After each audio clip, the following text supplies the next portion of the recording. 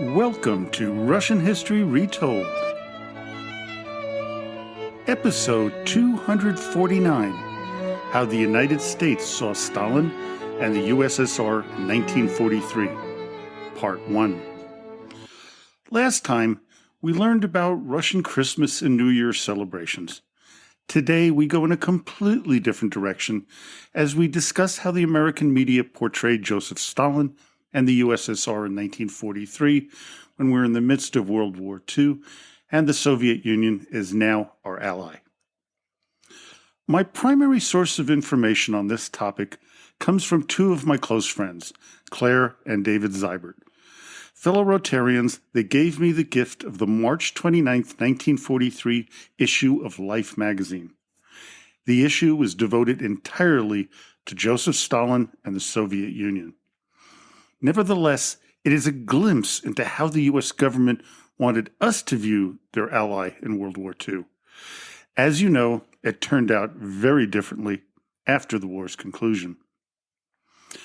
I noted early on when reading this issue of Life that they used the term Russia far more than the Soviet Union or USSR when talking about their current ally. This is because it was assumed, and rightfully so, that Russia was the dominant country within the Soviet Union.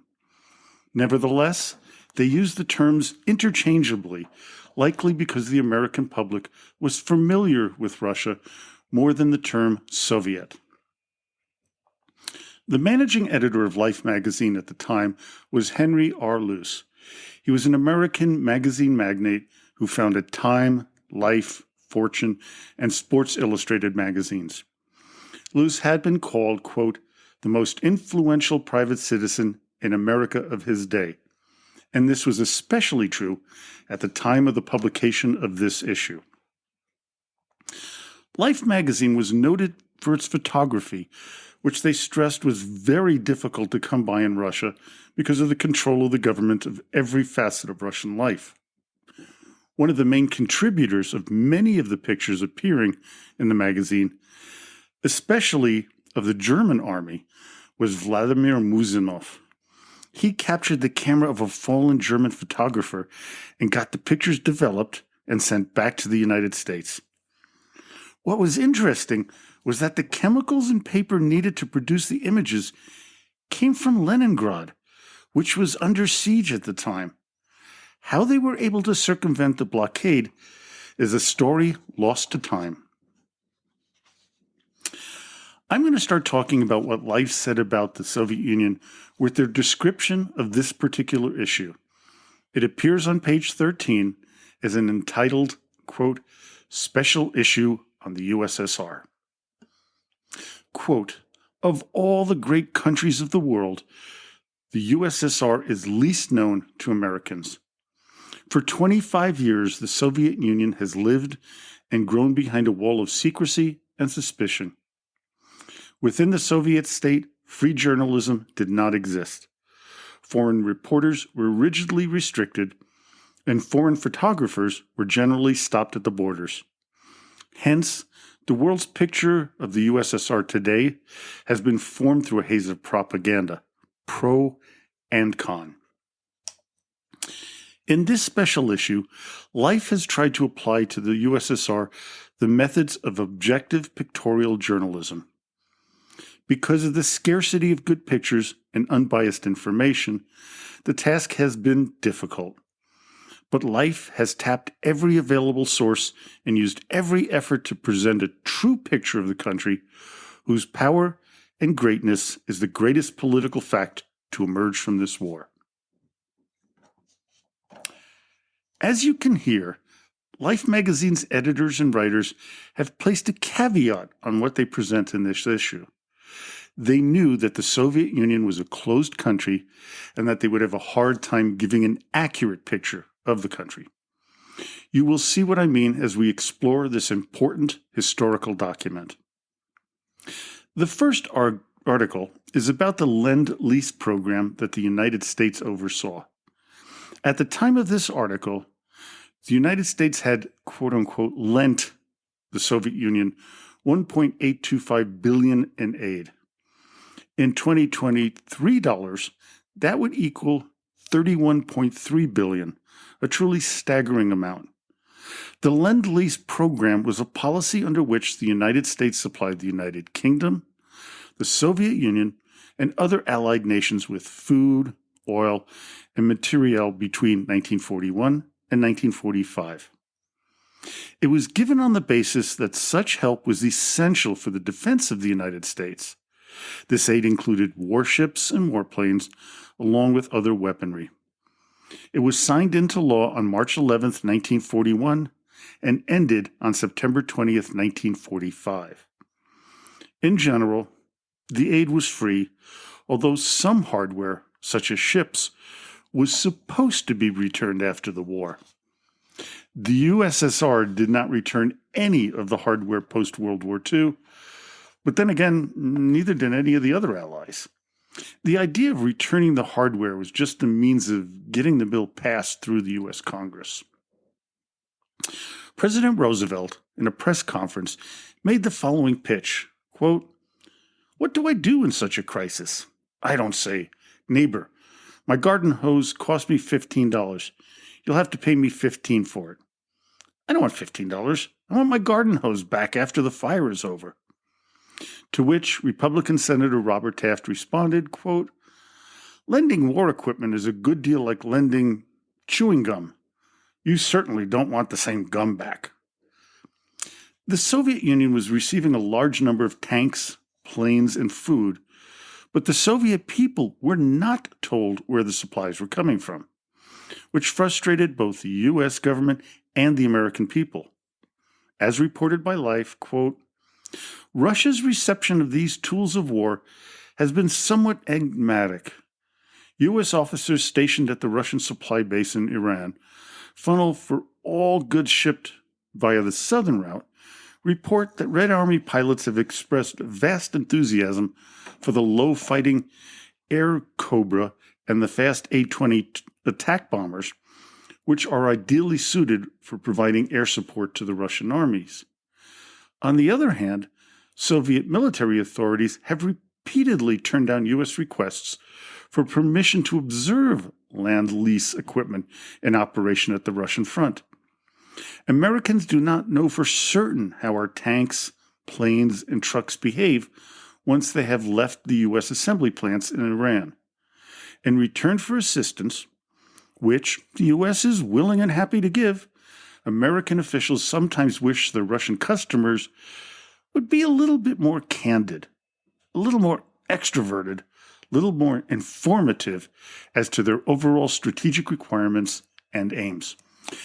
As you could hear, there was a bit of trepidation in the tone of the words used, but that was reversed in the following paragraph. Quote, "Lend-Lease is not only a great fact of the war, but a testing ground for American-Russian relations. These two countries seem likely to emerge as the two greatest powers of the post-war era." Then a bit of reality hit when they went on to say, quote, "Without their full and honest cooperation, there can be no stable, peaceful world." As we now know, these words were proved to be highly prophetic. The propaganda the U.S. had to provide to the American people to continue with Lend-Lease and all of the other facets of supplying the Allied countries was all-encompassing. They had to show that not only did the average American sacrifice for the good of the war effort, but that wealthy industrialists like Henry Ford were digging deep into their own pockets as well. On page 16, they did a write-up entitled "Ford Tire Plant is Shipped to USSR." The article went like this, quote, "In 1938, Henry Ford reared at River Road, the world's most advanced tire factory. Last week, his $5.6 million investment was being nailed in crates and dispatched piecemeal to Russia under the Lend-Lease program. When it arrives at its destination and begins production, the USSR will benefit by some 1 million military truck tires a year. Ford's fabulous transshipment is an example of Lend-Lease operation at its best. For logistical experts have discovered that both time and shipping space may be saved by moving entire factories rather than just their products overseas. Also en route to Russia, a $1.9 million oil refinery, scheduled for further shipment, one $1.3 million electric power plant.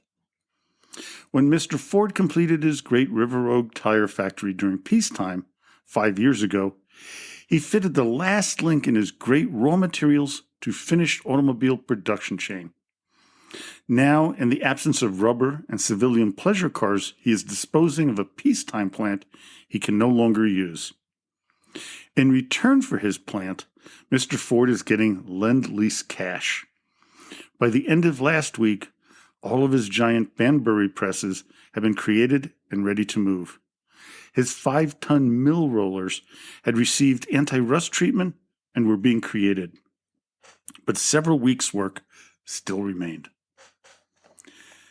As you can see, Ford wasn't really making a sacrifice at all. He was paid handsomely for a plant that would have drained his finances. No, the industrialists of America were making out like bandits. They were being paid to unload unprofitable assets. This would allow them to take advantage of the post-war economic boom. The American people were the ones making sacrifices, helping out our allies like the Soviet Union. As they wrote on page 18, quote, "In addition to the vast quantities of goods obtained through Lend-Lease, the American people are chipping in with contributions of their own. It is about this voluntary aid that Ambassador Stanley specifically charged the Russian government with not informing the Russian people. Russian War Relief Incorporated had raised more than $9 million for the Soviets since September 1941. This organization sends medical supplies, seeds to replant the scorched earth, and collects old U.S. clothing at the rate of 45,000 pounds per week. Russians get no new clothes by Lend-Lease except shoes. The 3 million pairs of soldiers' boots conveyed to the USSR last year had much to do with their preparedness for this winter's offensive. Best recent examples of the willingness of U.S. civilians to aid their allies with gifts in the Watches for Russia campaign in Seattle, Washington. In a short period of time, more than 1,000 timepieces were donated. When the most accurate of them have been checked and repaired, they will be turned over to the USSR for use by doctors and nurses at the front. This generosity by the American people was one of the reasons it would have been a hard sell to convince us to fight against the Soviets after defeating Germany. However, we had built them up as solid allies and friends, especially the Russian people. One of the first things I noticed while reading this issue of Life magazine was their determination to make the Russian people look good. It is also apparent that they bought into a lot of Soviet propaganda. It isn't because they had their eyes closed. Quite the opposite. They realized that Soviet society and their government would not give them the freedom to roam the countryside to find stories and photographs to share. As they put it, quote, "They live under a system of tight state-controlled information. But probably the attitude to take toward this is not to get too excited about it." But from here, they begin to heap praises on the Soviet economy. Having a 2020 vision of the past, we know that things were nowhere near as rosy as this account makes it out to be. Quote, "When we take account of what the USSR has accomplished in 20 years of its existence, we can make allowances for certain shortcomings, however deplorable. For that matter, even 15 years ago, the Russian economy had scarcely yet changed from the days of the Tsars, and the kulaks of the steppes were still treating modern industrial machines like new toys. In 1929, the Soviet Union did not have a single automobile or tractor plant. They further went on to say, quote, "It is safe to say that no nation in history has ever done so much so fast. If the Soviet leaders tell us that the control of information was necessary to get this job done, we can afford to take their word for it for the time being. We know the power of free speech and the necessity for it may assume that if those leaders are sincere in their work of emancipating the Russian people, they will swing towards free speech, and we hope soon." Well, that last wish wouldn't happen until the collapse of the Soviet Union in 1991. And fortunately, that idea of free speech no longer exists in today's Russia. Another thing that this issue of Life magazine does an excellent job of is pointing out the multinationality of the USSR. Quote, "Like the the USSR is a huge melting pot. It contains 175 nationalities, speaking about 150 languages and dialects. They don't mix as much as our ethnic groups do, yet the system by which all these people are held together runs parallel to ours in that it is a federation. There are 54 autonomous units in the USSR, republics, regions, and territories." Well, obviously the concept that the units were autonomous is ludicrous, but they didn't know this at the time or were terribly naive. The editors at Life also did not know about the mass deportations of indigenous peoples in the Caucasus, Crimea, and other regions of the Soviet Union to parts unknown. Under the title of "And Realistic," they try to lay out a map for future cooperation between the US and USSR. They realize these are two completely different political systems, but they hope for a chance to achieve peace after the war. Quote, "Clearly, it is up to both the USSR and the US to seek a broader and more enlightened base for their future relationship. On Russia's part, we think she must try to overcome the suspicion which she seems to harbor against all democratic peoples. Russia should realize that she has strong friends in the US, and she should give these friends help and encouragement by opening the channels of information and goodwill." Well, nice dream. Unfortunately, the reality of history tells us otherwise. As we move on, I found how they portrayed the Russian people really interesting. Many citizens of the USSR hate to be called Russians. The reason is that their country is a federation of 16 union republics, among which the people known as the Great Russians are only one. The USSR is a hemisphere, cradling the vast areas where most of the races of the West brawled for countless centuries.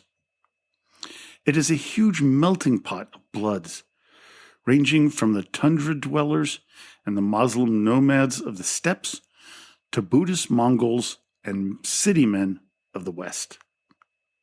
And this is the first time I've come across the term Great Russians in my reading over the past 12, almost 13 years of podcasting. Maybe I just missed it, but I'm pretty sure it's a first for me. If any of you have come across the term in the past, please post it on our Facebook page, Russian Rulers History Podcast. Now, this article further goes on to say, quote, "What brought all these people into one sovereign entity was the race of Great Russians, a prolific, gregarious, talkative, aggressive, and friendly mass of blonde Slavs who have conquered and colonized a sixth of the Earth's land surfaces. They had crossed Siberia and reached the Pacific 300 years ago. They will go anywhere and try anything. They were one hell of a people long before the revolution. To a remarkable degree, they look like Americans, dress like Americans, and think like Americans. I mean, this last line was about as disingenuous as any in this issue. This is more about getting the American people to relate to the Russians rather than being honest. But, as they say, all is fair in love and war. Following this, they felt the need to bolster the opinions of their readers of the Bolsheviks and denigrate the Tsarist regime. Quote, people were talking about Russia as the country of the future 100 years ago, even when Russia was loaded with some of the most undesirable rulers in history. It was producing great writers, composers, scientists, and philosophers. Pushkin, Tolstoy, Dostoevsky, the greatest men of Russia, were invariably opposed to the decadent Russian system. They then alluded to the Decembrist revolt of 1825 when they said the following, quote, a century ago, a cabal of aristocratic land-holding officers organized a society resembling Lenin's Bolsheviks to get rid of the Tsar and set up a republic ruled without the consent of the people for the people's own good. Then they went further back into history with this, quote, Ivan the Terrible ran a revolution against his own boyars that has been compared to Stalin's revolution in 1929 against the kulaks. Strewn throughout the magazine were images of the destruction caused by the Nazi invasion of the Soviet Union. One, on page 26, was particularly disturbing. It shows numerous bodies on the ground with the caption, quote, since 1941, violent death has come to 10 million of Russia's people. This, we later find out, was a gross understatement. Next up, we have a brief portrait of, as the headline on page 29 read, the father of modern Russia. Of course, they're talking about Lenin. It was one of the nicest things I've ever read about the man in all my years of research. It reads, quote, perhaps the greatest man of modern times was Vladimir Ilyich Ulyanov. He took the name Lenin, spent most of his 54 years in exile from his country, and gave the world the biggest new political fact of our era, the Federal Union of Soviet Socialist Republics under a form of communism. They further went on, quote, Lenin was that rarest of men, an absolutely unself-conscious and unselfish man with a passionate respect for ideas, but even more respect for deeds. He had mastered the trick of complete concentration. He had a fantastic capacity for work and was scrupulous and thorough about the smallest as well as the biggest duties of life. He spoke English, German, and French, as well as Russian, and could read Italian, Swedish, and Polish.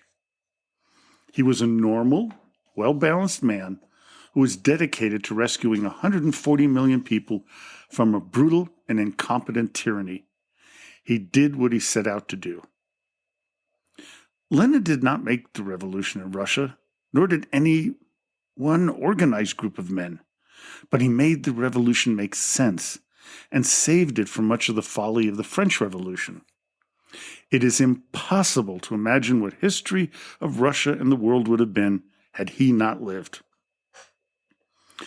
Well, I have to think that either the Soviets had written this or Walter Duranty, the Stalin apologist, had penned this glowing article about Lenin. The following few pages are a collection of pictures of Lenin throughout his life. They all have captions that suggest that Lenin was a truly remarkable man. They also convey the sadness that fell over the Soviet Union when he died in 1924. From here, we have an article about the conversion of Leninism into Stalinism.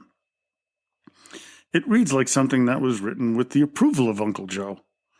It somewhat derides Lenin's new economic policy known as NEP, as well as Leon Trotsky. However, they also seem to praise the up-and-coming Stalin as an opposing faction to Trotsky. Quote, when Lenin died in January 1924, there were two powerful leaders among his associates who might have taken over. One was the brilliant, talkative, erratic, middle-class Leon Trotsky, a thinker and dreamer. The other was the strong, tough, silent proletarian man of action, Joseph Stalin. They went on to write, quote, although he continually opposed many Bolshevik decisions, Trotsky was not expelled from the party until 1927. He went into exile, leaving behind a secret network of opposition, which strove for years to undermine the government. Assassination of a prominent Soviet leader, Sergei M. Kirov, in 1935 or 34, led to the treason trials from 1935 to 1938, during which Stalin ruthlessly eliminated the so-called Trotskyist fifth column. Well, as you can hear, they justified the Great Terror of the 1930s. But they went a step further with the following that kind of defies reality. Quote, at Lenin's death, the Soviets were embarked on many great internal crusades. The violent campaign against religion was not checked until the middle of the last decade, when the 1936 Constitution guaranteed freedom of religious worship.